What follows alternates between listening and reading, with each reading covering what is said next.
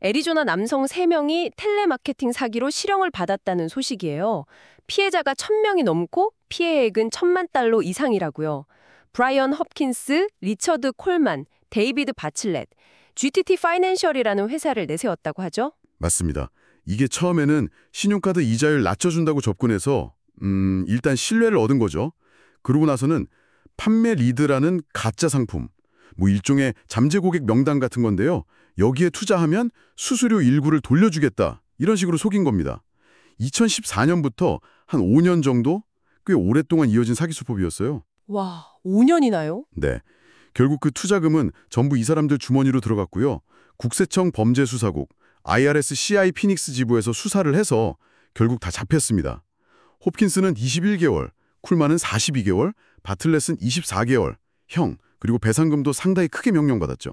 근데 또 다른 사기 사건도 있었어요. 이건 수법이 또 다른데요. 크리스테인이라는 분이 배심원 의무를 안 지켰다 이런 전화 한 통에 거의 5만 달러를 잃었다는 얘기예요. 자기를 뭐 경찰이라고 속였다면서요? 네, 전형적인 사칭 사기입니다. 마크 뉴먼 경위다 이렇게 가짜 신분을 대고 접근해서 법정이 안 나왔으니 체포될 수 있다. 이걸 피하려면 보석금을 내라. 뭐 이런 식이었죠. 심지어 피해자한테 여러 은행 돌면서 3만 5천 달러를 인출하게 시키고 그 동선까지 추적하면서 계속 압박을 가한 거예요. 세상에, 동선까지요? 네. 이게 연방거래위원회 FTC 자료를 보니까요. 애리조나가 이런 사칭 사기 피해 보고 건수가 전국 4위래요. 2024년에만 피해액이 7억 달러가 넘는다고 하니까 이게 보통 심각한 게 아니죠. 왜 유독 애리조나에서 이런 비율이 높은지는 좀 더 살펴봐야 할 문제 같긴 합니다만 아무튼 중요한 건 실제 경찰이나 법원 직원은 절대 전화로 돈을 요구하거나 체포 운운하지 않는다는 점입니다.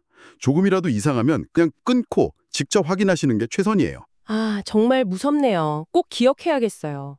자, 그럼 이번에는 좀 다른 분위기인데요. 기술 덕분에 정말 큰 위기를 넘긴 사례가 있었어요. 제임스 호프만 씨 아내 르네 씨가 역주행 차량이랑 정면 충돌하는 아주 큰 사고를 당했는데 남편분이 아이폰 알림 때문에 사고를 바로 알게 됐다는 거죠. 이게 어떻게 된 일인가요? 네. 그 아이폰 14 모델부터 들어간 충돌 감지 기능이 제대로 작동한 사례입니다. 이게 아주 심한 충돌이 감지됐는데 운전자가 반응이 없으면 자동으로 911이랑 미리 지정해둔 긴급 연락처로 위치 정보랑 같이 알림을 보내주거든요. 아, 그런 기능이 있군요. 네, 이번에 그 기능 덕분에 남편이 바로 연락을 했고 아내가 엄청난 충격을 받은 상태였는데 남편 목소리 듣고 좀 진정할 수 있었다고 해요. 안타깝게도 사고를 낸 역주행 운전자는 병원에서 돌아가셨고 르네 씨도 골절에 뇌진탕까지 중상이긴 한데 그래도 이 기능이 없었으면 정말 더 위험했을 수도 있겠다 싶더라고요. 정말 다행이네요. 기술이 이렇게 생명을 구할 수도 있다니. 그렇죠. 근데 또 애리조나 공공안전부 DPS 통계를 보면요. 올해만 역주행 관련 신고가 1,500건이 넘는데요. 기술의 도움도 중요하지만 근본적으로 이런 사고 자체를 줄이는 노력도 필요해 보입니다. 네, 그렇겠네요. 1,500건이라니. 참. 복잡한 메디케어 문제. 박주리가 해결해 드립니다. 어디에 물어봐야 해. 메디케어 너무 복잡해. 그럴 땐 박주리 무료 상담도 오케이. 자, 다음은 국경 문제로 넘어가 보겠습니다. 유마 지역에서 미군이 국가방위 지역 NDA 설정을 준비 중이라는 소식이 있어요. 이건 어떤 의미로 봐야 할까요? 네, 그 유마 동쪽 지역이랑 투손 섹터 쪽으로 NDA, 그러니까 일종의 군사 작전 구역을 설정하려는 건데요.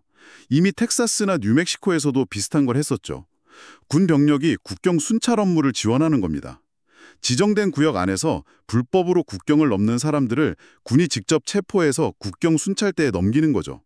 특히 국경 장벽이 없는 좀 취약한 구간, 단속을 강화하려는 목적이 커 보입니다. 군 병력이 직접 투입되는 거군요. 네, 현재도 한 100명 넘는 군병력이 유마에서 작전을 돕고 있고요. 또 유마 섹터 요원 중 일부는 필라델피아나 뉴욕, LA 같은 다른 도시로 파견 근무를 가기도 했다고 합니다. 근데 여기서 좀 흥미로운 점은요. 이렇게 경비는 강화되는 추세인데 정작 현재 유마 지역에서 하루 평균 불법 이민자 체포 건수는 67명 수준이래요. 이게 최근 몇 년 사이 가장 낮은 수치거든요. 정말요? 단속이 강화됐는데 오히려 체포 건수는 줄었다. 네.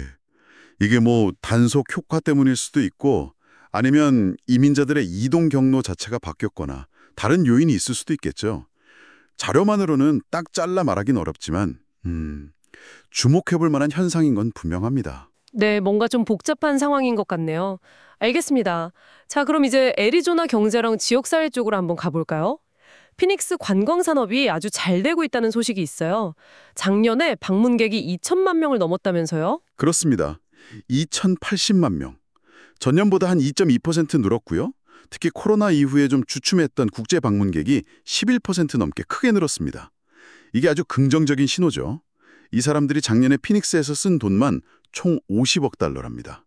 하루 평균으로 치면 1,370만 달러 정도 되는 돈을 매일 쓴 거예요. 와, 50억 달러요. 대단하네요. 네, 이것도 전년보다 3.6% 늘어난 거고요. 이게 직접 쓴 돈이고 뭐 숙박, 음식, 쇼핑 이런 거겠죠. 여기에 간접적인 파급 효과까지 다 합치면 총 경제 효과가 85억 달러에 달한다고 합니다. 일자리도 한 5만 6천 개 이상 만들어내거나 유지하는 데 기여했고 세금도 15억 달러나 더 거쳤다고 하니까요. 확실히 경제에 큰 도움이 됐네요. 뭐 특별한 이유가 있었을까요? 아무래도 NCAA 남자 농구 파이널 4나 WNBA 올스타 게임 같은 아주 큰 스포츠 행사들이 열렸던 게 컸고요. 또 유명 가수들 콘서트 같은 문화 행사도 많았다고 합니다. 이런 이벤트들이 방문객 유치에 큰 역할을 한 거죠. 아하, 그렇군요. 그런데 이렇게 좋은 경제 지표 이면에는 또 다른 이야기도 있는 것 같아요. 피닉스 지역 곳곳에 있는 USPS, 그러니까 미국 우편 서비스의 계약 우편 단위 CPU라는 곳들이 문을 닫는다는 소식이 있네요. 이런 CPU 여러 곳이 9월 30일부로 계약이 종료된다는 거예요.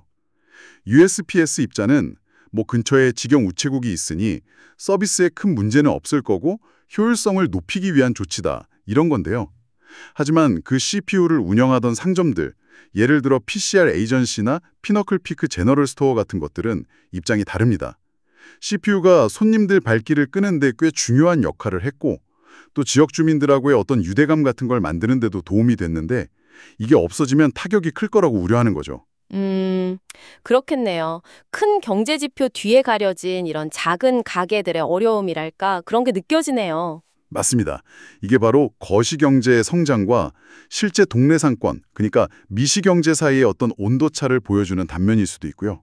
또 커뮤니티가 어떻게 변해가는지를 보여주는 사례이기도 하죠. 네, 정말 그렇네요. 오늘 저희가 쭉 살펴본 이야기들이 정말 애리조나라는 한 지역 안에서도 얼마나 다양한 때로는 상반되기까지 한 일들이 벌어지고 있는지를 잘 보여주는 것 같습니다.